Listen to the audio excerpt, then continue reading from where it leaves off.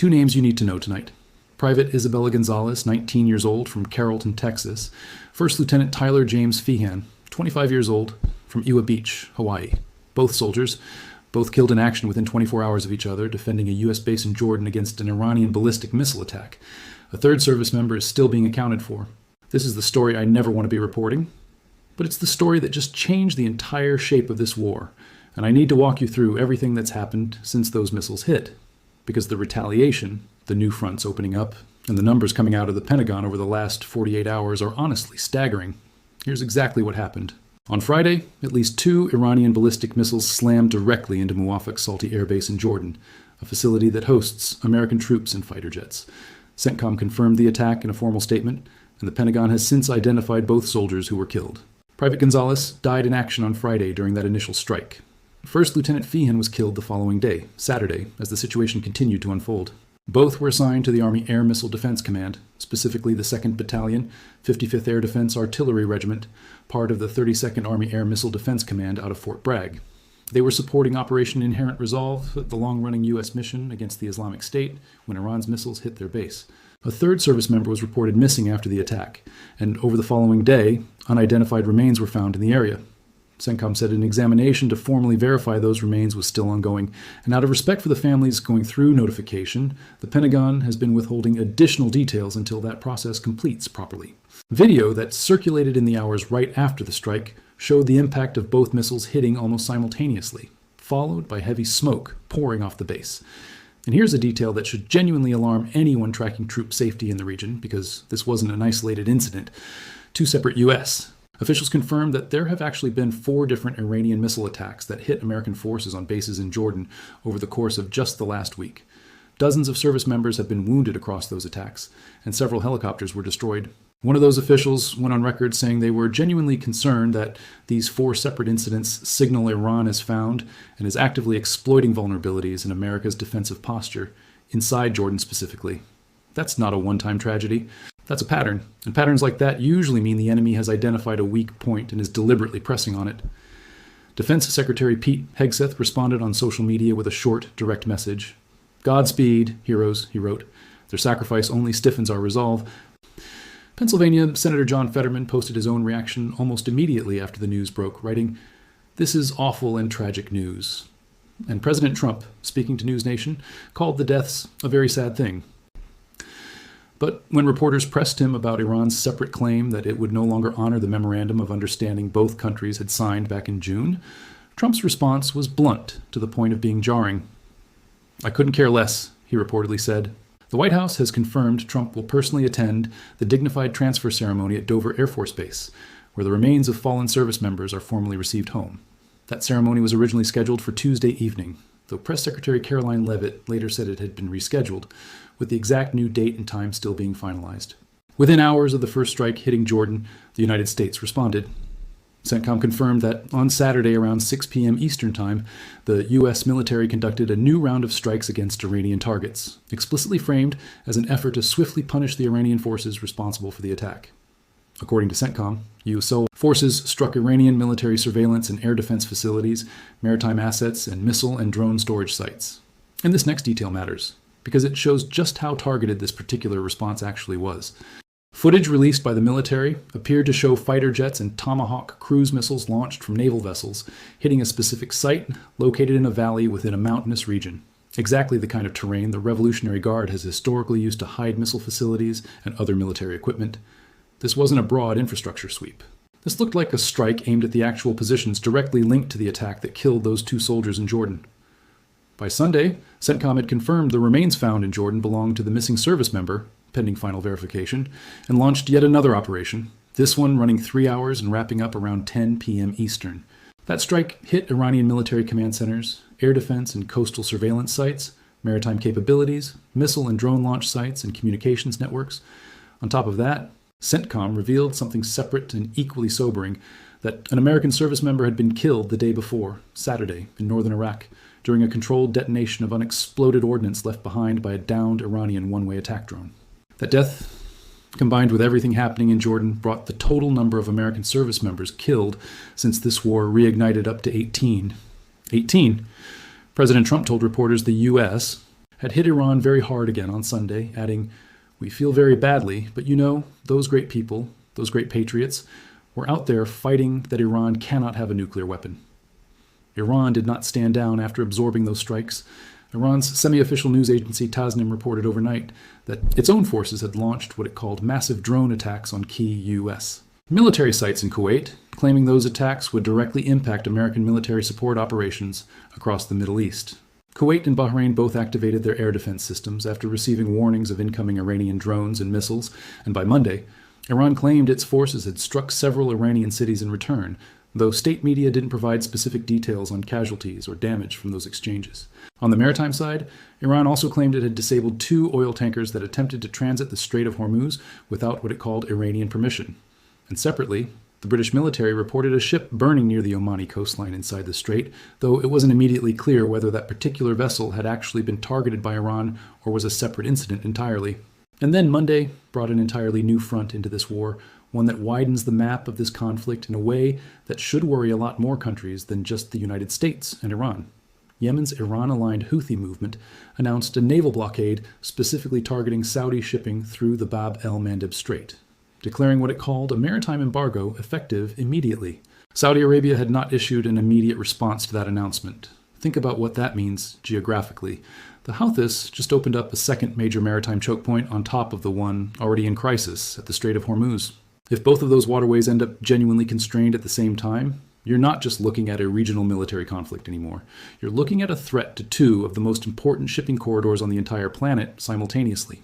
There's also a development that deserves serious attention on the nuclear side of this story, separate from the missile exchanges and the maritime threats. The International Atomic Energy Agency confirmed it is investigating reports of an overnight attack on the construction site of Iran's planned Darkhovin nuclear power plant. I want to be careful here because this is a facility that's still under construction. And there's a meaningful difference between a strike on an active enrichment site and one hitting a power plant that isn't yet operational. But the IAEA choosing to formally investigate tells you this is being taken seriously at the international regulatory level, not just dismissed as another line in a daily casualty report. Any strike anywhere near nuclear infrastructure, even infrastructure that isn't yet functional, carries a level of scrutiny and risk that other military targets simply don't. All of this is happening against a backdrop where oil prices have already blown past $90 a barrel, the highest level since mid-June, as markets try to price in a conflict that's now stretching across missile attacks in Jordan, drone strikes in Kuwait, disabled tankers in the Strait of Hormuz, a burning ship off the Omani coast, and a brand new Houthi blockade threat in the Bab el-Mandeb Strait, all within the span of about 72 hours. Every single one of those individual events would have been a major headline on its own just a few weeks ago. Right now, they're stacking on top of each other, almost faster than they can be reported. Let me pause here for a second, because I want to tell you about something that's kept me sharp through a stretch of news this heavy and this fast-moving. When I was flying the F-15E and later flying with the Thunderbirds, there was no room for your brain to fog up halfway through a mission. Every call mattered, every second counted, and there wasn't exactly a cup holder built into the cockpit for whatever energy drink I grabbed off the flight line. I used to chug something before a sortie and get absolutely wrecked by heartburn and a crash 30 minutes later, right when I needed to be at my sharpest. That's the exact problem I set out to fix when I built Max Afterburner Energy. I formulated it myself. Natural caffeine, nootropics for focus, zero crash, zero junk, built specifically to keep you locked in through long, demanding stretches, instead of leaving you fading halfway through. It's turned into a full system at this point, not just a drink.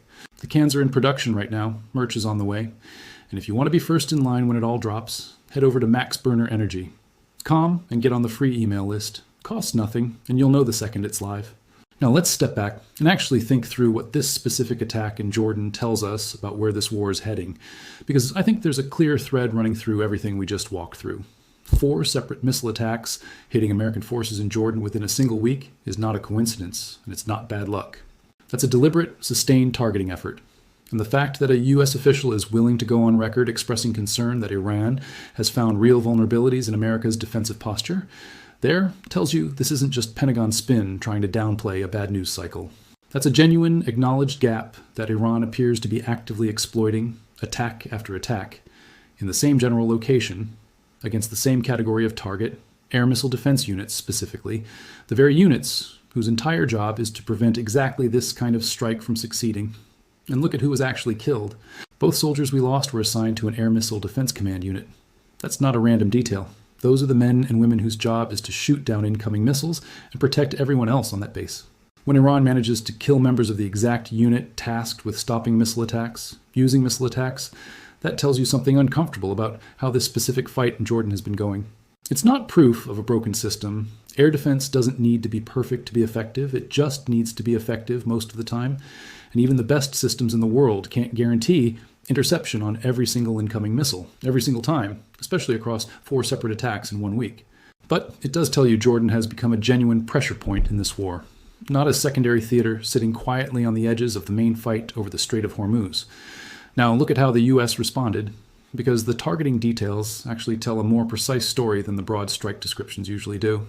That footage of fighter jets and Tomahawk cruise missiles hitting a specific valley and mountainous terrain, the exact kind of geography the Revolutionary Guard has used for years to hide missile facilities, suggests this wasn't a generic infrastructure strike pulled off a standing target list.